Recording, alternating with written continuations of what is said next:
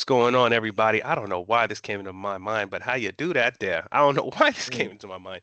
This is the Sports Counterpoints podcast. It's January 14th, 2026. I'm GB. I got Coop and Brian with me. What's going on, my guys? What's Oh that? no. Man, we back at it. This is our seventh year, so appreciate anybody who's been with us that amount of time. Most likely your family or close friend. Anyone else who's joined more recently, we sure appreciate you. Thanks for subscribing, liking, commenting. We really, really appreciate y'all as we just give our takes on sports in between doing our day jobs and them raising kids and me being a fun uncle. So thanks for checking us out. Today's episode, we're talking about Live Golf and the PGA going to get their bread as well by letting cats back in. We're going to talk about the college football playoffs, which is getting good. Coop repping the U, who got a home game now in the national championship against my future Yeah. quarterback. And we got the NFL playoffs. So we're starting with Live Golf. Coop, I don't know if you've seen anything about this or you kind of been following it, but Live started a few years ago. Saudi Arabia backed Yeah. money. They were throwing I out follow it. crazy, yep, $200 Mm-hmm. million, $500 million contracts for guys to play a Mm-hmm. few years. At the time, PGA, Professional Golf of America, was like, all right, you go over there, you're over there, you know, stay, if you choose that, that's where you're staying at, push that line.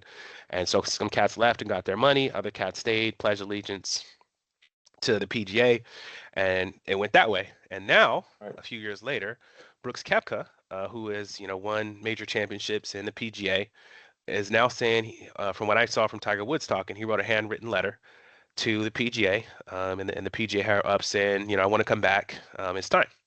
And they said, okay. And they came up with a plan on how those guys could be reinstated. And it's only for a certain guy. So basically, it's for the top guys that have already won majors and won certain amounts of money. And they're saying they can come back. So let's just talk about it, man. Brian, what are your thoughts? Because I know, we both play Yeah. golf. You've been following this. What do you think?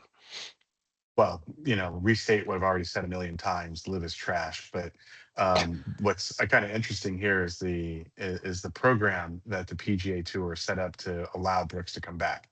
So the first thing was that he doesn't get to share in any of the equity program that was created to compete with Live for the first 5 years, which is likely going to cost him somewhere in the 80 to $100 million range over that year, over that course of that time. He also has to donate $5 million to a charity that will be decided upon between both the PGA and him. No big deal, kind of a fine, but at the same time, and done in a good way. Yeah, text right The up. way the way that the PGA did the program, which was created after Brooks applied for reinstatement, is what's interesting here. This program, which had all the financial variables that I just mentioned, was created so that only four people would qualify: Brooks Koepka, John Rahm, Bryson DeChambeau, and Cam. Um, and it's interesting that they did the cutoff on 2022 till now, because if they had opened it up to 2021, Phil Mickelson would have been eligible to return under that program. And 2022 is very random. And the only year where, the only person who could have gotten added with this program, if they extended it back 5 more years, 6 more years, whatever it was Phil Mickelson. So clearly there's some ill will between the PGA and Phil Mickelson, because they created a program that and made it so that he is the only person who's outside of the line, which is fine Mm. by me. So you were talking about it. They created this program. Brooks has accepted it. All the other three guys have said they're going to stay at Live. No coincidence that all of them have 25-30 million dollar final years on their deal. So they're willing to wait for that period of time and then suffer the year for what would amount to 15 to 20 million per year for the next 2 years, even if they only work one of them. But yeah, um, uh, look, Live is dead. I think anybody who's pretended to watch it, because nobody's watching it on Mm. TV, has seen that there's no crowds. I've been offered to get entire suites full of free tickets and food if I wanted to bring people to go to a Live golf tournament. Not going to happen. Like, it is beyond. It is a playground for a bunch of 100 billionaires. where they, are paying a bunch of people to perform in front of them.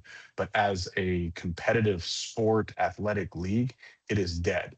It is no different than a really rich person paying a band to come play music at their house, except for these guys are Hmm. playing golf in their golf tournament on their golf courses. So, I understand why Brooks would be the first one to snap, and that's because for those of you who know who Brooks Koepka is, he's an incredible golfer, only at major tournaments, only at major events. He is, run of the mill on all the other ones, and you put him in a major, the PGA Championship. Um, the Open, the U.S. Open, the Masters. All of a sudden, he's a top three golfer, and you can't get prepared for those types of tournaments in a golf that does a shotgun start with and only plays 3 rounds. You have to play competitive golf for 4 rounds. So he is fallen out of contention in the majors. That clearly means a lot to him. He found a way to kind of get back in. He's willing to forego some money to play some competitive golf. I personally think that they should have made him wait and suffer the penalty of his own actions. Um, and I just hope that they don't extend this olive branch to anyone else after they said that they're going to draw a line, because it makes them look weak if every time they set a line, they move the line. First, they said they wouldn't be able to come back for a year. Now they've moved that line. Then they said that they're not going to allow anybody to come back after February 6th. If they move that line, they'll look weak. But that's my thoughts generally on it. Yeah, but it seems like in the end, it's the PGA is doing this because they benefit from Brooks coming back also. Like this isn't a I don't know we're that they trying to be do. nice. We're Yeah, I talking agree. about it way more than, and if you're a Yeah. non-golfer and know Well, about it's it, the publicity is good. But look, Brooks is a big name, but right, PGA Golf hasn't suffered an iota with his absence. Because if we suffered an iota of it from his absence, it wouldn't be that we're talking about it right now. It would be that we would have been talking about it for the last 2 years, right? And when he left, and when Cam left, and when Bryson is probably the only exception, but when Phil and all the rest of these dudes left, we stopped talking about and thinking about him. Um, you know, I don't think he adds anything particularly wonderful to golf. Golf isn't going to make more money because Brooks is there. He's not Tiger. He's not Rory. yeah, I'm just wondering if for me, I've always been under the concept and seen it so many times that all publicity is good publicity. So we're now talking PGA tournaments. His first tournament back, that's going to be a big deal. They're going to be cameras in his face. Brooks Caps goes back. If he plays it all well, he's top 20, top 10. I mean, I'll be curious to see how they play it, but I would Yeah. think, especially based off to the same point you made, off the exceptions they made for the golfers they made, they're not saying everybody. They're bigger No, names, the top 4 or 5 golfers who were Right, competitive back then. But right. but there's no if you look at the amount of revenue that the PGA Tour has made in their absence and before, it's only gone up, and it's gone up at a decent clip, not great, but at a decent clip. They're paying bigger purses, so on and so forth. So there hasn't been a negative impact. I do think that what the PGA Tour saw an opportunity to do was put a nail in the coffin of Live, having nothing to do with Brooks, right? Because they wanted to bring back the big names The in big Live, names, sure. and that would have ended Live effectively, right? So DJ, they find a way to get DJ back in the Yeah, mix, that's and Dustin then Johnson for people that don't watch golf. yeah, and Yeah, then he's got his brother playing on a team, his friend, like a whole bunch of the players that are on that thing are buddies of friends who are playing on teams together. So I think that this had nothing to do with Brooks and everything to do with they sure. saw an opportunity to try and put the nail in the coffin, Trying to take and their stars. unfortunately it hasn't quite worked yet because only Brooks came. Yeah, the other guys are talking about staying, and DeChambeau's become a very big star in his own right. Outside of Live with YouTube Yeah. and his other stuff. So the rest are staying. So, yeah, a little bit of golf talk. Brian and I are definitely golfers, so that was of interest to us. So we want to talk about that, especially on the sports show. Basketball is in full swing. We will start talking about that. Typically, we start kicking it off at All-Star break, which is coming up. So we'll be talking about that. We'll start hearing Brian and Jason's takes on, their favorite Lakers team ever with Luca and LeBron on there, and Oh man. the Sacramento Kings, their underdog team with Russell Westbrook and Trey Young now on the Wizards. So I look forward to those conversations, guys, and playing a troll when we get there. So yeah, so we got that. That's Live versus PGA. Now slide into college football, man. Coop, let's start with your team, man. I said when we were talking about it, I didn't know the championship was going to be at in Miami Gardens at Hard Rock Stadium, which I've been to. Very, very dope spot. And you got a home game for the University of Miami, the Hurricanes, as they beat Ole Miss, man, 31-27. Pretty good game we watched. Well, what were your thoughts on the game? It was hard to watch as a Miami fan. Miami should have won by at least 13, 14, 17 points, but they had just a lot of penalties. I think maybe 10 or 11 in the game, false starts, holding, personal fouls, targeting. They even had an intentional grounding call on a flea flicker, which I've never seen before. I don't even That's think that wild. even happens. Yeah, that's wild. You know, inaccurate throws by Carson Beck. The DBs dropped four interceptions that hit them in their hands like every single time. It's like they had it right there. They were other times when guys were just wide open, but Carson Beck never looked that way. They would have been took a sack instead. I mean, this guy would have had 30, 40 yards to run, but he never looked over there. He also had a quarterback keeper where he actually failed. He never got a chance to keep it and run. So it was just a lot of mistakes. And I just think Ole Miss just blew an opportunity. I mean, yes, they wouldn't go away, but they blew an opportunity because they just didn't capitalize on all these mistakes that Miami made. They did not play well. But I think one thing that people are they're not talking about is the SEC is not what it was. I think the SEC is getting a lot of respect for what it was in the past. It's not that now. It's a different SEC. The Big Ten has kind of taken over in college football. I think the last two, maybe three national champions have come from the Big Ten. They have another one in the game as well, Indiana, which we'll talk about later. But the Big Ten is the premier conference. SEC teams can't beat them, but Miami has beat one, have a chance to beat another. But Brian, I don't know if you watched the game or not. If you had any thoughts on it. Yeah, man, I watched it with you. Uh, Oh yes, you did. no, Oh, we watched oh, another one. Yeah, we watched Friday game. oh, got it. Okay. I watched. Yes, I did watch the Miami game. Anyways, Okay. yeah, I don't think this. I think this was an ugly game. I don't think that Miami was showed that they were the better team. I think that they ran into a perfect bracket of Yeah. opportunity for them to advance. Ole Miss last week is a different team than they were this week. Yes, they had some of their assistant coaches, but there was a pretty significant upheaval at some key places, not at head coach or offensive coordinator, but at offensive assistants that all fell into place before. So, and then there's also all of the worry about whether or not they were going to have those coaches there or not the entire week, which I'm sure impacted game planning because they were had to keep on asking, "Are you going to be here? Are you not?" I don't think they figured it out until what was it, Saturday or Sunday of the week before. But anyways, Miami outlasted Ole Miss, and now they get a home championship game, which is completely outstanding. Uh, Neither of these teams looked like a championship team. And so, you'll hear in the moment that it could get ugly in this next game.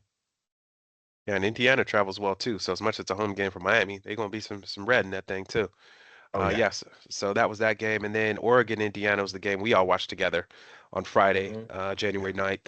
Oregon, I guess they played. I think Brian said during the game, which was absolutely right. If we were playing college football or Madden on a video game system, we call it you'd have to pass the sticks. Once you get up by Right. 21 points, the game is done. Uh, Indiana wins 56-22. What were your thoughts on that game? I mean, Okay. anytime you get a game when you can double your opponent's score and have, 12, 14 on top of that, it is a good old fashioned butt whooping. And that's exactly what Indiana did there. I mean, they got into a groove early, they started scoring, and then the Oregon offense couldn't get anything going. And it just got out of hand real quick, right? 35-7 at the half. There was nobody who thought that they had a chance of actually winning that game at that point. The only type of action that they were probably getting is, would they be able to hang tight in the second half, which usually happens because people start pulling their punches a little bit in the fourth quarter. So, I don't know what the second half line was, but maybe Oregon competed in that part because they darn sure didn't compete at all in the overall in the game and overall in the first half. Oregon looked completely outmatched. They looked outcoached, and there wasn't a single player who I would say their performance was something that's noteworthy that they'll be putting on their film. But Indiana, you know, your future quarterback looked very, very good. He was hitting passes to people in stride. He was making the right reads. He was running up the score. This is exactly what he wants to see. Jason, what do you think? Uh, yeah, look, the reason why Indiana is here because they have the right coach and money. I mean, that's what college football has come down to. That's why they're not a Cinderella story and they're not going away anytime soon. They're going to be around for a while. I don't have much about to say about the game except that Oregon, I watched it with you guys. Oregon was just outclassed, outmatched, outcoached, everything you already said, Brian. I mean, there's nothing really to take away. I mean, to me, from this game playing against Indiana, Oregon could not run the ball the first time they played. They couldn't run the ball the second time they played. So Indiana just has a better line of scrimmage, better receivers. I don't want to say really better quarterback. I think Indiana's a lot more to work with on the offensive side, but they're just overall the better team and should be in this spot in the national championship game. Interesting. So agreed. The game is Monday, right?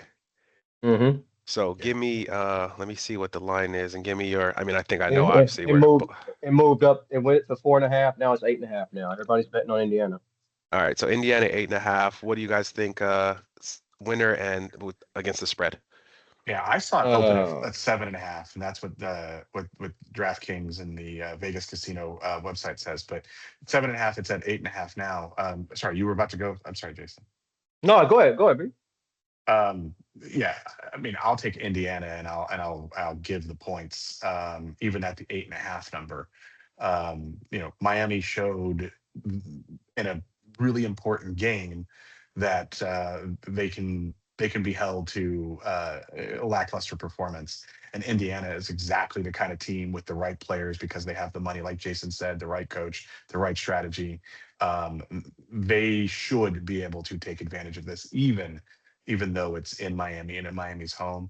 Um, you know, I don't know that this will get as ugly as it did with Oregon, but I, Sure. I do think this has the ability to get pretty bad because I just don't think Miami um, is going to understand what they're going up against because they just played a whole bunch of really great teams that were in the playoffs. They showed that they won those games, but they hadn't really gotten tested and during those games. And so I think this is going to be 8.5. I think is a safe number of points to give. Yeah, I'm definitely taking Miami to 8.5, and Indiana should win. I mean, their average age of their team is 23. They got Right. 24 and 25-year-olds in that team playing against 18-year-olds. And I know a lot of people are fooling themselves thinking Mendoza's a first-round quarterback and how great he is, but 27 of his 33 touchdowns came against Kennesaw State, Indiana State, Illinois, Michigan State, Wisconsin, Purdue, and UCLA. Not exactly a murderer's row. When they actually played decent defenses, he only had 6 touchdowns and 5 interceptions. Iowa, Penn State, Ohio State. So this He game had pretty six much gives me touchdowns. Didn't he have 6 touchdowns last week? Yeah, 5, yeah. I'm talking about in the regular season against a good defense. Talking about good defenses he's played. He didn't play well. This game gives me those Nebraska versus Miami national championship vibes from '87 when everybody said Nebraska was the best team in the country, probably the best team ever. Went to the Orange Bowl, played Miami, and lost for the national championship game. And people forget Miami. People just everybody thinks Miami's getting blown out, which is actually kind of funny to me because they dominated Ohio State. Everybody says Indiana beat Ohio State. Yeah, but they beat them 13-10 because Ohio State missed a last second field goal to send the game to overtime. It's not like they dominated Ohio State like Miami did. So I think everybody's tripping about the blowout. I got Miami in this game, especially at home. They ain't coming into the Orange Bowl blowing nobody out. That's not happening. Not happening. It's going to be something they've never seen before in Miami. This ain't Illinois. They're playing Yeah. Miami in Miami. Don't be Ain't These talking. are happening. the Miami fans. It's not Miami money. I mean, the parking is going for over $2,000. That's This isn't insane. going to be a whole bunch of kids at a public university going over to watch a championship game and root their team on. You Yeah, ain't blowing nobody out in OB. It ain't happening. You're we'll just see. not doing it. Watch. I was looking at them It may have their name on the scores. stadium, but it is not their home. Yeah, we're seeing that Indiana won them games. Penn State, Ohio State, Yeah, they won them. Mendoza was 1 touchdown, 1 pick. I'll take that next year. He is a first round talent. Coop. It's my quarterback. Okay. Quarterback. Uh, Yeah, so that's your college football talk. Let's slide to the NFL, man. These games we did watch together. So you're starting with Saturday, the Rams and Panthers. Rams win 34-31. Coop, give us the start on this one. yeah, I'll be quick on this. Look, I just love the NFL playoffs because it exposes coaches, it exposes quarterbacks. I don't care about MVPs, Coach of the Year awards. When you're below 500 in the playoff as a coach and a quarterback, that's on you. First half is about the coach, second half is about the quarterback. And when I watched this game, I saw coaching. The Rams had a chokehold on this game, and they were up 17-7 late in the first half drive. And then they go for it on fourth down. They don't get it. Carolina comes down the field and scores a touchdown. They're down 17-14 at halftime, Yep. thinking, okay, the Rams still got it. Then they block a punt in the fourth. People don't know. I always talk about the Rams defensive backs. The Rams special teams are terrible. They got a punt blocked, and then Carolina goes up 31-27. I'm sitting there thinking, man, Carolina might win this game, but Stafford does what Stafford does, goes down the field, scores, the game is over. Look, I didn't see Carolina winning this game, but if you make a lot of mistakes, it can happen. The Rams sure did make mistakes and kept letting them back in the game. But Stanford, the potential MVP, came in, made things happen. Now they're going to Chicago. That's pretty much all I got to say, Brian. Any thoughts? B. Yeah, I see it a little bit differently. I mean, I was actually really impressed with the way the Panthers were able to hang in with what I think is probably one of the better teams in the playoffs. I mean, It's twice you this know, year. yeah, and the Panthers showed a lot of fight. I mean, they have a losing record. They have a quarterback that has moments but is not consistent in any way, shape, or form. They were playing against a team with possibly the MVP, with one of what three coaches in the NFL that have won a championship that can be considered great. And so, the fact that they were able to hold in and only lose by three, I mean, look, there's no Pyrrhic victories in the NFL. You either advance or you don't advance. But hats off to the Panthers for making the most of an opportunity that they probably didn't earn, with their 8-9 record. And then this Stafford did what Stafford's supposed to do down the stretch. He executed, showed why he's probably going to be an MVP candidate or is an MVP candidate, and the better quarterback and coach, as Coop was saying, won, which is exactly what's supposed to happen. Definitely so. And then Saturday, B, we're staying with you on this one because this is your division, the NFC North. Packers and Bears, man, 27-31. Really good football games just about all weekend until we got to the later games. But Packers, Bears, what were your thoughts on that one? I think I, like so many other people, were looking at the first half of this game and going, "It's over. There's no way." But there were a couple things, and we were talking about it as we watched the game. Even in the first half, the Green Bay Packers looked cold. And what I mean by that is physically cold. And as it got later in the game, they looked cold. And I know that they come from Green Bay and the frozen tundra, but that's where the team is from, not where the players are from, not where they're built, and not where their moxie is created, right?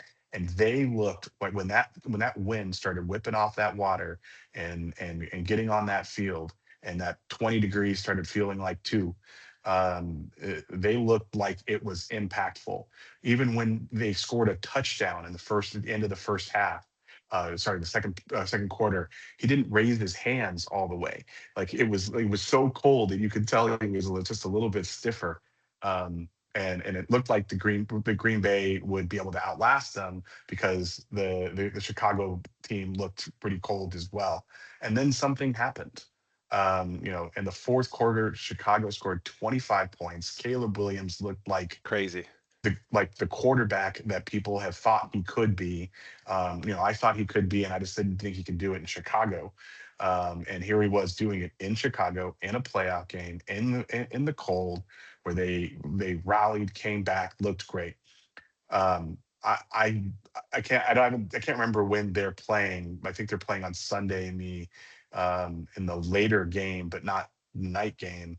That's actually a disadvantage because it seems to me that the better team lost, independent of record and everything else, but mainly because they could not execute down the stretch, and I think the weather had a lot to do with that. Cool. Yeah, look, us in this game, my takeaway is the gap between Caleb Williams and Jordan Love is big. I mean, Caleb can throw and move.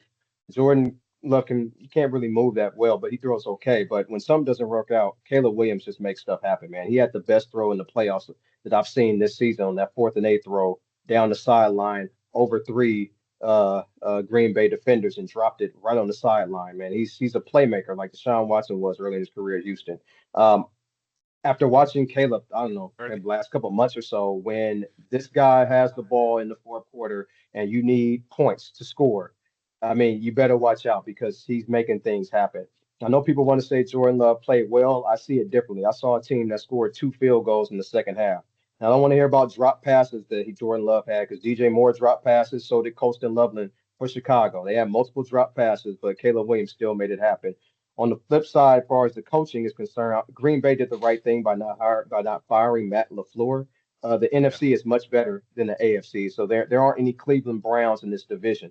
There's no Tennessee Titans. There's no Jets. There's a lot of bad teams in the AFC that coaches can pile up wins against. You can't do that in the NFC. So it's a good thing they didn't fire him. Plus, they don't get free agents. But my takeaway from this game is, man, Chicago is a team that doesn't go away, and Caleb Williams is making a name for himself in these playoffs, man. And it's some of the throws he makes, man. You can take that 58% completion percentage, man. He might make some bad throws and be off target, but when he makes plays, man, he's making passes that other quarterbacks in the field just can't make. I know my quarterback can't make those type of passes. That's fair. Yeah, that's all. It always makes me nervous, man. The further you get in the playoff, just from me being someone that's watched a lot of football, for the further you get in the playoffs, man, that stuff works great. And I've been saying it all season, so I'm gonna give him that. Like, man, there's passes each week, probably to your point, Coop, where you're like, oh, that's dangerous, but somehow it Right. works. The problem is Yeah. eventually that ball don't bounce your way, and Yeah. one fingertip goes on that football a little bit high, a little bit low, game's over. But it wasn't. They won, but it's like, man, you kind of got to be more consistent throughout. It feels like you can't Well, can't also, rely on Yeah, 25 points in a quarter. yeah, yeah. and plus you can't do like Ben Johnson. Oh, my bad. Go ahead, B. And you go ahead.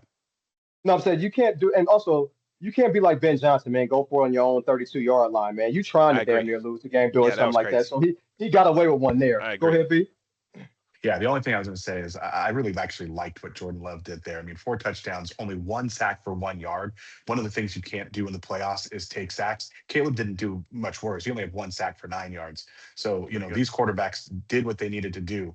But a QBR rating of 80 and a cube out of 100 and a 103 out of what was 132 is impressive. Yes, there were drop passes. No, I don't think that that was the reason why they lost the game. I think they lost the game because they didn't execute on either side of the ball. I mean, the reason why Green Bay was supposed to have an advantage here was because they had a better defense, and then the Bears were, and the Bears trounced them in the fourth quarter. Um, Yeah. it wasn't just that Caleb looked great; it was that the Green Bay defense looked slow, cold, and old. I don't know what their age is, but they didn't perform. Slow, cold, and old. Scold. But yeah, Hmm. it was it was a fun game to watch though. And it was cool to be Yeah, where it we were because was. we were in the crowd and it was good Hmm. energy. So, all right, cool. So you got that. So your next game is the Bills Jacks. Bills Hmm. Jags. Final score on that. I lost my little page. Sorry. 27-24, Buffalo Bills won. Hmm. Thank you. So yeah, Coop, what's your thoughts on that one? Hurtful. I had a ticket on Jacksonville in Super Bowl. Look, Jacksonville is the much better overall team, but Josh Allen was being Josh Allen, just dominant. That's the reason why they won because Buffalo had Josh Allen and Jacksonville didn't. When Jacksonville, I was about to referee a game, and when Jacksonville had the ball with a minute to go for a game time field goal, I told my scorekeeper, "Let's start the game now." He told me, you don't want to wait 5 minutes. I mean, we still got time." I said, "No, the game's over." I said, Trevor Lawrence, he's Jordan Love, anointed for no reason, accomplished nothing, and never comes through when you need them to score points. 20 seconds later, he said, Trevor Lawrence just threw an interception. I said, yeah, of course he did. I knew that was going to happen. He never comes through. I didn't understand in this game why Jacksonville passed so much. They had two or three running backs that averaged over 5 yards a carry. They just stopped running the ball and put the ball in Trevor Lawrence's hands, and it just didn't work out. So I really don't understand that game plan. Jacksonville could have won this game. Hats off to Buffalo. I still don't think they'll go to the Super Bowl. I mean, if they do, I wouldn't be mad, but I just think that team is just so flawed, and Jacksonville just made some mistakes in the second half, man, by passing the ball so much instead of running the ball that caused them to lose the game. But it was a good win for Buffalo, and Josh Allen was just totally dominant, man. Best player in the NFL in my opinion this year. Yeah, B. fun game to watch. Yeah, one of the things that was striking to me is if you look at the way the scores went period by period, it was 14-14 in the fourth, 3 to Mm-hmm. 3 in the third, 7-7 in the second, and 3-0 in the first. It's not often when you can actually pinpoint the winning score in the first period, the first quarter of a game. So it's unfortunate. And Jacksonville went 1 for 2 in the field goal game. They missed one kick early in the first half, and that came Mm-hmm. back to bite them in the end. Look, this was a well fought game, right? Josh Allen knows how to win down the stretch. That's the reason why you have veterans on your team. That's the reason why you have a player like Josh Allen on your team. There's a point in a game where it makes a difference, and in this game, it made a difference late when they needed to execute, and Allen did exactly that. I mean, his stats weren't awesome, right? I mean, he wasn't blowing it all up, but he led the team down the stretch and got them to a win. Jacksonville was probably the better team here, but ultimately they didn't do enough to win, and they gave the Buffalo Bills a chance. And if this has been, as we've been talking about, the most wide open NFL playoffs that I can remember. There isn't a prohibitive favor. There isn't a who can beat KC kind of conversation. There isn't a who can beat the Rams or Seattle or anything like that. There's no team that anybody would bet their life is going to win a Super Bowl. It's kind of fun to watch. This was a solid game, one of many, and I for one didn't think this was going to be the outcome, but I did enjoy watching it. Fully agree. Hey, there's breaking news that just broke. I don't know if we want to break breaking news. Come on, do it. So just now, the New York Giants announced that they are finalizing a contract to sign John Harbaugh to be their coach. There it is. That means the GM's probably going to get fired. That's probably going to be next. Okay, that's good Yeah. news. Either that or they already know each other. But yeah, I don't know what their Yeah, relationship I'm is. with you. Nah, yeah, I think they're gonna fire the GM. Yeah, which is Oh, it's yeah. fine. All right, interesting, Harbaugh man. wants his own guy. Yeah. Let's go make it fun. Good. Yeah. Hey, B, we got to do that. That's good stuff. Yeah. Awesome. Okay. Nice. So, man, headed to the next game. Coop. 49ers win, man. 23-19 over the Eagles. Break it down for us. Yeah, when I say I don't see how a team can win, that means I just can't see the other team playing horrifically bad enough for the team I don't think is going to win. And that's what happened in this game. I mean, Nick Bosa is third on the team in sacks, and he ain't played in 3 months. It's really not good. The 49ers have no pass rush. We all know that. They had a 27-yard punt in this game. Purdy gave them 2 interceptions, and they only scored 3 points off of them. Eagles, they had 4 drops on third down. Jalen Hurts, for some reason, refuses to run because if he did, there's nobody in the 49ers that can stop him. For some reason, he wants to prove he's a pocket passer. I don't know why. But look, Purdy was out there slinging, and I wasn't mad. That's what you do when you're undermanned. You got to make something happen. After his second interception, he showed mental toughness the next play next drive because he drove right down the field and scored a touchdown. Even watching this game with Purdy having 2 interceptions, he still played better than Jalen Hurts. Look, I was impressed with Purdy's ball placement in the wind because in Philly because he has trouble in not ideal weather. The ball kind of gets away from him at times, and it's not like his receivers were getting major separation. I mean, Demarcus Robinson wasn't burning people, but he was throwing passes where they needed to be. And he threw a pass to some guy at the 49ers sign. I even know he ain't caught a pass since 2021. I didn't know that. The game winning touchdown to McCaffrey was perfectly placed. He was the third option on that play. And look, when you're undermanned, you just gotta do what you gotta do. So if you threw 3 interceptions game and we lost, I mean, so what? You gotta do what you can in Philly. But Jalen Hurts just didn't play well. The offense, I don't understand how you have all that talent on offense with much better than the 49ers and you just can't score points. 44-year-old Philip Rivers had more passing yards against the 49ers defense than Jalen Hurts, man. So I don't know what's going on in Philly. I'm shocked that the 49ers, I'm still shocked the 49ers won this game. Brian, I don't know how you feel about it. It just doesn't look good Yeah. for Philly to me. I'm actually not surprised, and we've been talking about it for a few weeks. Phillies looked vulnerable. Mhm. We were even surprised that they got to the point of being 11-6, given so many games where they just scraped through. And when you're one of those teams that needs a break here and needs a little bit of luck there, that works, but it always runs out. I think of Minnesota that had that one year where they won every single game by less than a touchdown, and then the next season they lost every single game that was decided by less than a touchdown. So when you're a team like Philly, who's kind of been on borrowed time, I mean, we didn't even think that they were outstanding when they won the Super Bowl. So it was to use an old analogy, they were a puppy on the freeway. It was just a matter of time before they got hit. Yeah, I didn't know that Shanahan was 9-4 in the playoffs. I thought he had a worse record than that. He's 9-4, and Purdy is 5-2, with 4 of his 5 wins coming when he threw the game-winning touchdown. I didn't know that either. I thought Shanahan's record in playoff was much worse than that. Seems like I guess we just lose big games. But anyway, Right. Glenn, any thoughts on that Yes, game? they do. I mean, it was just fun to watch. I Yeah. thought what I will say is I thought Shanahan in the past I felt like when it came to big games they got more conservative with the game plan. Right, And right. today they just played football. Or Yeah, during the yeah, game day they played football, pulling out the trick play, which ended up in a right. touchdown. Great pass by Jawan Jennings. Like you said, Purdy threw a couple picks, but you could live with that based off some of the other plays. Yeah, McCaffrey didn't have a ton of rushing yards, but he did what he needed to. Lost Kittle and still did it, and just kind of made it work with yeah. guys around them. So I was really impressed by kind of the game plan and how they ran. When you hurt, you do what you gotta do. But What you gotta do. GB, I want you to lead us off with the next game, the Chargers versus the New England Patriots. I want you to talk about this game. Oh, was there? Did they play? Man, I Yeah. didn't even see that. What was Sunday? Man, I think I was. What was I doing Sunday? Was I paying attention? Let me see. I didn't even check the game out, man. Let me see. 3 to You was 16 New England. yeah. Take a Hmm. look here. Justin Herbert, 19 for 31, 159 yards, no touchdowns. He was leading rusher also with 57. Drake May didn't play all that great. 268, one touchdown, one pick. You know what, man? I don't know. I think all I could think of is it's not Herbert's fault. It's the offensive line was terrible, coaching was bad.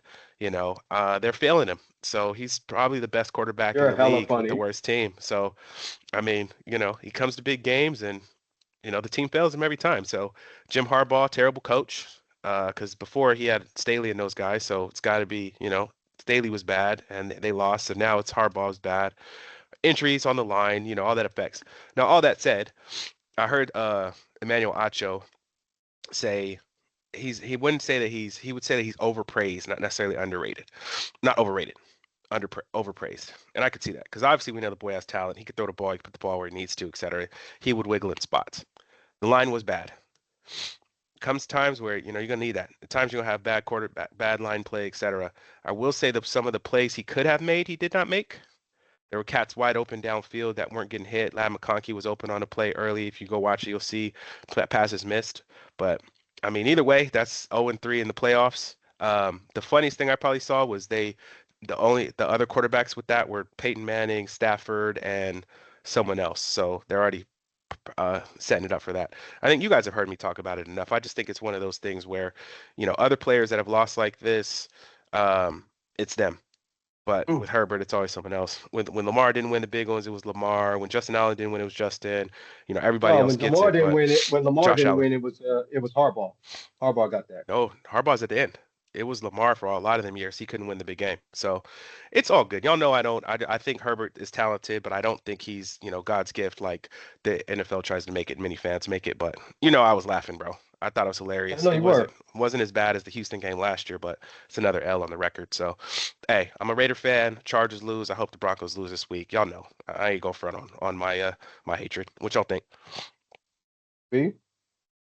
yeah. Well, so all the things that Glenn just said, except for I actually named it. I mean, look, the reality of this game was, the Patriots didn't play well. They just were able to execute exceptionally well against a offensive line that lost both of their starting tackles and their guard on the left side this season, which means the line was decimated. And if you look at the statistics for how the Chargers played before Joe Alt got injured for the season and after, it is mind blowing how bad that team got when they lost their left tackle. So I wish I had looked at those things because I thought that the Chargers could beat a very, very vulnerable Patriots team. But having after the fact saw the statistics that were consistent between before Joe Alt got hurt and after Joe Alt got hurt, there really wasn't much of an opportunity from the win. I actually think Herbert played pretty well given the circumstances. I know that you're right about those missed opportunities. I also know that he was running for his life almost every single play. And so, the number of sacks he took, six, is probably outnumbered. You could go 3x on the number of hits he took, number of times he got driven into the ground, number of the times he got pressured. And that's a team L. It's not. I'm not going to put it on Harbaugh. I'm not going to put it on Herbert. I'm not going to put it on wide receivers. That's a team L. They couldn't take advantage of a very, very vulnerable Patriots team. Cool. I'll just say, look, Herbert 2 fumbles, 3 points, and he's only played 2 good quarters in his entire playoff career. Like Herbert didn't play well. I mean, again, he didn't. But he's just gonna have to figure it out. I mean, the Chargers have no choice. What they're gonna do? Play Trey Lance? I mean, he was 20 for 44 for Right. 136 yards and an INT week 18 against Denver when they weren't even tripping off that game. So I mean, he's bad. Um, I guess the only thing I'll take away from this game, the only thing I'll say about this game is next thing is Patriots linebacker Robert Spillane said the Chargers players told him after the game they had no clue what coverage New England was running. That right there is on the offense coordinator. What the hell is he doing if the players don't know what the hell the defense is doing? I don't know if he's watching any tape or something. I've had Greg Roman with the 49ers. I don't really think too high of him. But overall, Herbert just has to play better in these games, and he just hasn't. I don't know if he gets jitters or something, but he's extremely talented quarterback. We'll love to have him on my team, but when you play like this, the questions and doubts are real. They're serious. It's true. Yeah, disagree completely, but we move on. Yeah, no, it's every big game. B. I'm waiting for him to make it right, man. I really am waiting for him to make it No, right. I look, they lost the game. It's not like Yeah. but Herbert wasn't the difference. You cannot win if you cannot protect your quarterback. If you look at Carson Palmer when he was in Cincinnati and was outstanding, could not protect the quarterback. If the Chargers can focus on building a line, they'll have a shot next year. It's not like the Raiders where they have to focus on every single position except for tight end in order to be able to make a difference on the offense.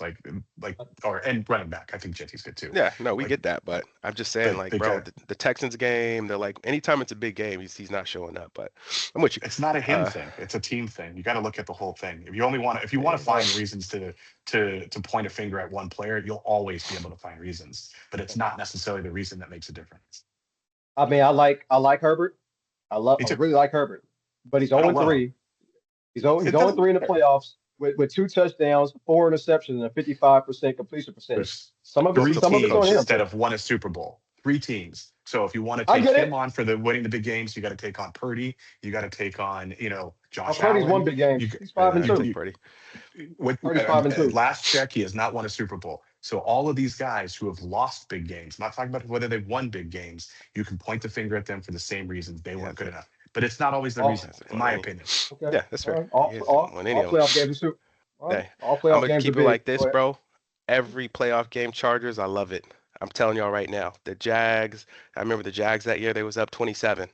So, but it's all good, man. I'm a clown regardless. So whatever y'all say, I'm clowning, and I loved it. I absolutely loved it every single time. I'm laughing. And again, God bless the man, his family, girlfriend, kids, the dog. Hope his house is wonderful. But on that football Oh field, man. trash, like my boy Bubba Dub say. All right, so man, then you got the last game, which ended up changing a whole lot in the NFL landscape. Texans Steelers. Texans win 30-6. This might be the end for Aaron Rodgers. Definitely the end for Mike Tomlin in Pittsburgh. Let's start with Mike Tomlin leaving and then get to the game. Man, I think that was a really big deal. Coop, you start on this because you've said for Well, about 3 years now you thought it was time, and then we'll get B's well, thoughts, which we've also know where you yeah. both stand. I'm only gonna say 2 sentences about the game. Look, CJ Stroud actually tried to give Pittsburgh the game with turnovers. He had 4 fumbles. Pittsburgh got 2 of them. Threw an interception, That's and crazy. Pittsburgh did nothing with those turnovers. The Pittsburgh Steelers are just a complete embarrassment. They're the worst 10-7 team in the history of NFL, and all starts with the coach. This game ended up like all the other playoff games the last whatever years, and why Tomlin's record is now 8-12 in the playoffs after 7 straight losses. Now going into Tomlin, look, of course, said he lost his last 7 playoff games, the last five by 2 touchdowns or more. The only thing people want to tell me is he's 9-8, 10-7, and I'm telling those same people this ain't Purdue. This ain't Purdue football where you're guaranteed lifetime employment going 7-5. This is a Pittsburgh Steelers franchise that used to have standards until they started falling for this 9-8 nonsense. This is how you know when it's time to change coaches. When the Cleveland Browns have more playoff wins the last 10 years than you, that's when you change coaches. People say, who are they going to get better than Tomlin? I don't know. Get somebody who can win a playoff game within the next 9 years, because that's actually something better than what Tomlin does. You could talk about a Super Bowl from yesteryear. I'll tell you right now, there's That's a no year. NFL GM. There's no NFL GM that's going to hire Mike Tomlin and Nick Sirianni, who's been in the last 3 Super Bowls, over people like Jim Harbaugh and Kyle Shanahan, who have no Super Bowls. Nobody. And I'm not saying Tomlin's bad. He's not Jim Tom Sula. He's not Brandon Staley. But I've been saying this for a couple of years now. Mike Tomlin can benefit from a change, and so can the For sure. Pittsburgh Steelers. Because when you're not competing, forget the Super Bowl. They're not competing in wild card games. People don't seem to understand this. They're losing wild card games by 2 touchdowns. Green Bay was 9-7-1 this year, and anybody would pick them over the Pittsburgh Steelers. You know why? Because Green Bay can actually win a playoff game. Pittsburgh can't. So good for Didn't they Tomlin. He's lose? gone. Green Yeah, they Bay had a can pass. actually win a playoff game. They don't get blown They out should by probably two do it before we touchdowns give them credit every for it. single year. They can actually win a playoff game. They won more playoff games the last 10 years than Tomlin. So here's the deal. Tomlin is good, split from Pittsburgh. Pittsburgh is good, split from them. People seem to forget. Nobody knew who Mike Tomlin was when Pittsburgh got him from Minnesota. Nobody. Right. So they can find somebody else who can coach that team and possibly win a playoff game within the next decade. So good for both parties to split. Tomlin's going to be great on TV. He'll be good Yeah, somewhere wherever he else. goes. Yeah, agree. Yeah, wherever he goes. And the split, I mean, it's about time it happens. It's a year too late, but it's about time it happened. Sometimes it gets stale. B. Yeah, I mean, look, I hate to play this card, but this is a same population of people that cried when Chuck Noll retired. This is the same population of fans that thought that Bill Cowher should stick around. And who's got a better winning percentage out of the three of them? When you look at Mike Tomlin, Bill Cowher, and Chuck Noll, that's right. It's Mike Tomlin. Bill Cowher, how many Super Bowls did he have? One. Mike Tomlin, one. At every single point, but yet everyone wants to hate on the 19 years that Mike Tomlin has given that organization, which was more than Bill Cowher. And they want to throw a ticker tape parade for Bill Cowher. He was short of Chuck Noll. I think Chuck Noll was 23 years. Reality of it is Mike Tomlin is a great coach. He's one of four coaches in the NFL right now when he gets another job, or three if he doesn't play this year, that have a Super Bowl win. So all this talk about how you can go get somebody else who's going to do something better and do something more, none of them have freaking done it. And so why do we want to sit there and put them all on a pedestal and say they can do this and they can do that? At last check, Green Bay lost to. So what they could do doesn't matter. It's what they did do, right? That's why we want to get rid of Mike Tomlin, because Mike Tomlin didn't win. Well, then we should be talking, looking at a whole bunch of other teams. But like, I actually think this is great for Mike Tomlin. Mike Tomlin Yeah. has 19 years in any organization. I just left a job that I was at for 9. It feels like I was there for a longer, much longer. 19 years in any organization is a lot. But Mike Tomlin is a great coach. He is one of the few coaches in the NFL who's still coaching and who has a Super Bowl championship. He has, consistently created teams that are competitive. And the one thing that you have to do in order to win a Super Bowl is be in the playoffs and win games in this regular season in order to have a chance. And there's very, very few coaches and teams that have been able to do that consistently. When the Pittsburgh Steelers go through the drought over the next 5, 6, 7 years and go through 3, 4 coaches, like so many other organizations do, when they throw themselves into these types of situations, it's those same fans are going to be like, well, at least if we could just get some wins here and get back to the point where we're over 500 consistently, that would give us a shot at the playoffs. That would give us a shot at the Super Bowl. They won't say Mike Tomlin by name. They're gonna keep on, saying, "Oh no, we made the right decision." But what they're really saying is, we didn't. We should have stuck with the guy who consistently gives us a chance to win. That being said, on the game, I couldn't be happier about the way this game ended. I did not, I like Mike Tomlin, but that I didn't want to see Aaron Rodgers have anything to do with success. And so the fact that Aaron Rodgers' last pass in the NFL, most likely, he might come back, but most likely was a pick six, tickles me infinitely. Like the This fact guy. that man's last pass was a pick six, and that will be a trivia question for the entirety of his Hall of Fame life, is something that makes me more happy than it probably should. This game stunk. The Texans, as you said, tried to give the game away, and they couldn't even give it away because Aaron Rodgers and that Their offense, their defense is crazy. could not do anything. And the Texans have the number one defense in the NFL this year. They have the number one defense in the playoffs. They gave that team 14 points in a game, and with 2 drives. In one instance, they were actually in scoring position. So those are even bigger scores. But this game was not good to watch because both offenses were abysmal. The Steelers just did a better job of giving the game away, led by Aaron Rodgers. Yeah, I will say that boy Tomlin took them teams with no kind of quarterback for hell of years. So Yep. they ain't had no QBs. But hey, either way, end of an era, and then we carry on. So man, that's it. We talked to the games. Let's talk about this week, and then we'll wrap the show up. We're already just about at an hour. So Oh, let me gotta make get it quick. yeah. Let's give me the NFL score schedule with Bills Broncos on Saturday at 1:30. yeah, and then I want the line. So you got Bills One and a Broncos half. at 1.5 in Denver. Broncos are 1.5. Coop, who you got? I got Denver. Good win for Buffalo, but I'm gonna take Denver in this one. Okay. B.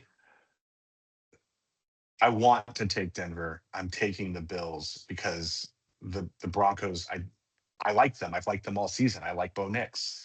Um, the Bills find ways to win weird games, and That's what I'm hoping. when you're not even getting the full three when you're playing at home, that tells me that there's something going on there. This is the kind of ugly game that the Bills will find a way to win in my mind. So I'm going to pick them and see what happens next. Yeah. For the record, I want Buffalo to win. I just don't think they will.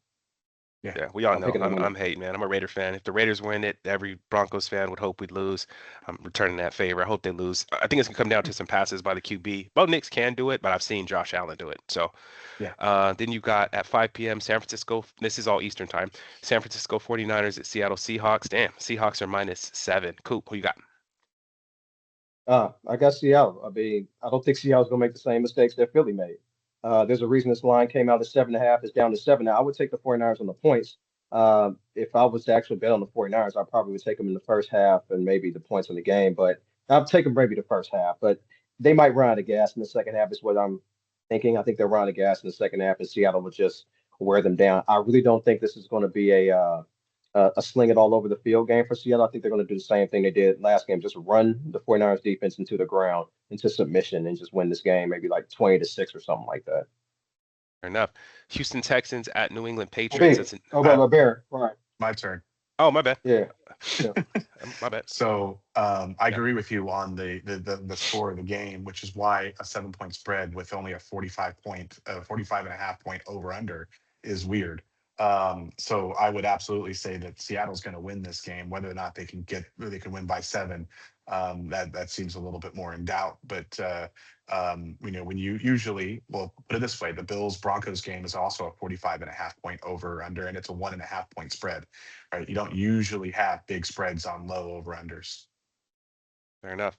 Sorry. All right. So Sunday, the 18th, Houston Texans at New England Patriots. That's noon PST. New England is -3. Brian, who you got? Uh, I've got the Texans. I still think the Patriots can be exposed, and this defense is exactly the kind of defense that can expose a young, up and coming but young quarterback in a huge playoff game. I'm going to go with the Texans. I know that they got the worst record. I know they're not playing on the road. I know that C.J. Stroud stunk it up. But I'm putting all of my confidence on the Texans defense, which has shown that they're a force to be reckoned with, in my opinion. Defense travels. Coop. Houston's playing at New England, right? Yep. Yes. Yeah, I 37 got Houston. degrees at kickoff. Yeah. Yeah, I'm taking Houston this one. I'm just betting on their defense in this game. Yep. Pretty much it. Same. Pretty much same. Los Angeles Rams at Chicago Bears. The Rams are -3.5. Coop. With that's NFC I, West, man. What you got? yeah, it's three NFC West teams, best division of Yeah, football in best the last division of Final football Four. by far. Yeah, I'm taking Chicago in this one. I don't like the way the Rams have been playing the last few weeks. I mean, they did what they had to do against Carolina, but they shouldn't be scraping by against teams like that. And I just think Chicago is on the heater right now. The cold weather is going to affect the Rams. They can take advantage of the Rams secondary, which isn't good. I expect DJ Moore and Odunze and Colston Loveland to have some score some points against the Rams defense. And I'm taking Chicago in the upset at home. There. B. Yeah, I'm taking the Rams, but I have all the same concerns. I think that the Rams coaching staff will watch that game against Green Bay in Chicago, see how cold they were, and prepare for that type of cold. And so, it says it's going to be 19 degrees. If the Rams can do that, they have what I think is the better team with less gaps in important places. This is the kind of the same conversation that we were talking about with Stafford last week. Down the stretch when it matters, he knows how to execute, and he also knows the Bears organization exceptionally well. Just remember where he got his career start, right? He's been in Detroit for a long time, so he's not unused to playing in Chicago in cold weather. He'll be able to figure it out down the stretch, in my opinion, and that's why I give Rams the edge. Give the Rams the edge. Nice. It's our show, man. Let's wrap it up. Game ball, Coop. You started that, giving a game ball out for exemplary performance in sports. Who you got? I got Caleb Williams and Brock Purdy. Both those quarterbacks did what they had to do to win games this past weekend, man. I still think Green Bay's a better team than Chicago, but Caleb Williams pulled it out. I know Philly's a better team than San Francisco, and Brock Purdy found a way to pull it out. Like I said earlier, the playoffs second half's about the quarterback. First half's about the coaching. You need a quarterback to pull you through these games. Game plans ain't always can't do it for the whole game, and they did what they had to do, so they get my game balls. There, B. Matt Stafford, 3 touchdowns, 304 yards, execution down the stretch, getting a team that wanted to give away a victory to a bad Panthers team and got him over the top. Texans defense for me, man. Every week they're just impressive. If you like professional football defenses, man, they're top notch. And it's cool to see D'Amico Ryans have success. Hogwash. B started that, said something was a bunch of hogwash. We laughed and made it a weekly segment. What's hogwash currently, B? Wide receivers who can't catch. I mean, this is just kind of a general statement. The amount of times that I saw dropped passes that were wide open, not them under pressure, more so than just because of the moment. Wide receivers love to talk trash, love to talk about how good they are, love to every time they make a catch act as if they just caught a Super Bowl winner. And it was wide receiver after wide receiver after wide receiver all weekend long who were dropping passes that were eminently catchable in big plays and big situations that ultimately cost some teams games. Cool. Uh, the bring back Mike Tomlin crowd. As a football organization, you can't tolerate apathy and mediocrity for 10 years and haven't competed in over a decade. When you sign off on a washed up corner like Jalen Ramsey, you interview and hire all of your offensive coordinators. You signed off on a wide receiver from Seattle who with bad hands, and you take over a Bill Cowher team. Let's be honest. When Bill Cowher took over the Pittsburgh Steelers, they were in shambles. He built that team up, and Tomlin cherry picked that team to win the Super Bowl. And it was time to build a team up. It ain't worked out. It ain't worked out in years. I don't want to hear excuses about quarterbacks. He wanted Fields, Wilson, and everybody else. Hire better offensive coordinators and stop hiring and firing the same guys off as OC, running the same bland offense. That's on him. Okay. That's my hogwash to bring back Mike Tomlin crowd. Plenty of evidence that he should be gone. And it's good for him he's gone. Everything you said felt like you were shooting at the Raiders. I know you weren't, but insecure about it, bruh. Everything you said was You're us. funny. Mine is man, take the points. The going for it on fourth down. I get the analytics. I understand. Situational football, I think, makes sense. I understand kickers miss kicks also, but geez, we saw like Coop mentioned earlier, it was fourth down on their own 32 in the Bears game, and they went for it. That's ridiculous. Kick the ball. If you're a tight game like that, we saw I think in the Bills game and a few other games, they're right there in scoring position early in the game. Take the points, take the momentum, and carry on. It doesn't have to be every going for it on every dang fourth down. Minute to win it. Thank you everybody for listening. We appreciate you all. I will say that I've been reading and looking at a lot of things. It's much better to drink hot water or warm water, no ice. I'll just say that. Cool. Yeah. Appreciate everybody for listening as well. It's always, and I gotta give a shout out to you guys, man. It's always good to watch games with you guys, man. It just feels different, which is Always, man. great. That was fun. Uh, but yeah, that's my man to win and be taking on. The world is in complete disarray right now. There are more people dying because ICE is out there shooting them. More evidence has come out since the last time we talked about what happened in Minnesota. Now there's been federal officials who killed 2 people in Oregon. And meanwhile, the lunatic that we have as the president is over here. I mean, you should see some of the video footage of what this man is saying. We lack leadership, we lack direction as a country, and I'm incredibly worried about where we're going to go next because I think I've said this before.